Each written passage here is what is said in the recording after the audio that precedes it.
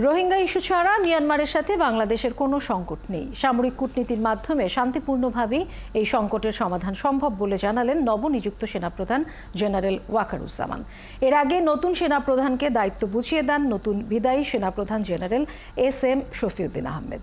আরও জানাচ্ছেন নাদিয়া শারমিন।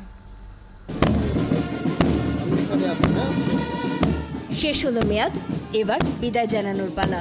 সামরিক রীতিতে শ্রদ্ধা জানানোর মধ্য দিয়ে বিদায় দেয়া হলো জেনারেল SM শফিউদ্দিন আহমেদকে। এর আগে সেনা সদর দপ্তরে নতুন সেনাপ্রধান জেনারেল ওয়াকারুজ্জামানকে দায়িত্ব বুঝিয়ে দেন বিদায়ী সেনাপ্রধান SM শফিউদ্দিন আহমেদ। দায়িত্ব নেয়ার পর সাংবাদিকদের মুখোমুখি হন নবনিযুক্ত সেনাপ্রধান। প্রশ্নের জবাবে জানান, মিয়ানমার সংকট সহ যে কোনো পরিস্থিতির প্রয়োজনে অন্যান্য বাহিনীর মতো সেনাবাহিনীও প্রস্তুত আছে। তারা নিজেরাই নিজেদের দেশে অলরেডি একটা সিভিল ওয়ারের মতো নিয়োজিত আছে। সিভিল ওয়ারে তারা কোনো ধরনের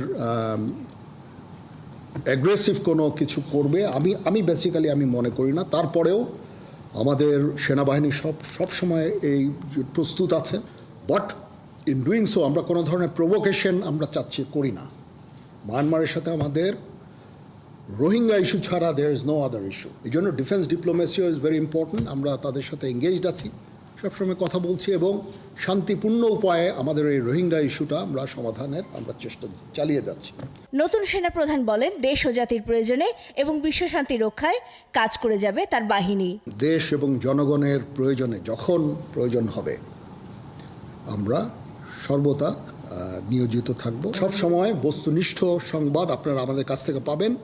কিছু কিছু সংবাদ যেগুলো সংবেদনশীল, আমি অনুরোধ করব সেগুলো দায়িত্বের সাথে আপনারা যদি প্রচার করেন, কারণ এখানে সেনাবাহিনীর সকল সদস্যদের মনোবলের একটা ব্যাপার আছে। এর আগে সকালে শিখা অনির্বাণে ফুল দিয়ে শ্রদ্ধা জানান বিদায়ী সেনাপ্রধান জেনারেল SM শফিউদ্দিন আহমেদ।